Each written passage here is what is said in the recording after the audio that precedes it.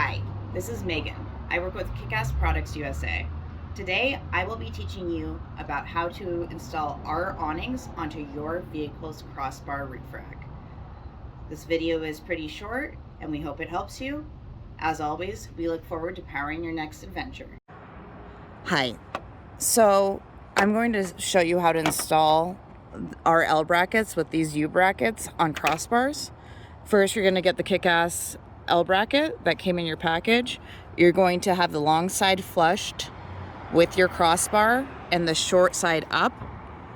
This side is where you're going to install your shower awning or your awning in general. So it's 2 inches apart.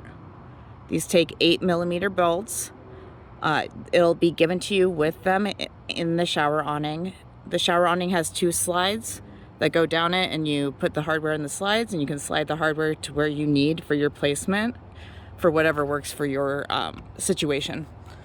So this is just how you install this type of U-bolt. I purchased these on Amazon for $16. You can get fancier ones pretty much online anywhere. But you're going to want all 4 of them. You're going to want 2 per bracket. Let's see if I got this like this. So I'm going to slide these on.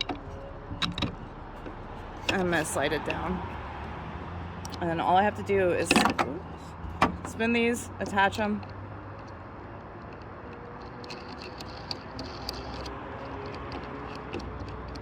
Make sure it's centered. So we just don't want this, bracket to get loose at all. Obviously, we wouldn't want you losing anything, but this is a pretty good modification solution to not lose anything. So I would really recommend that you do this. And like I said, it wasn't that expensive for all 4 of these. All 4 of these came in the $16 pack. And they're not the nicest, but they'll work for this old Jeep here.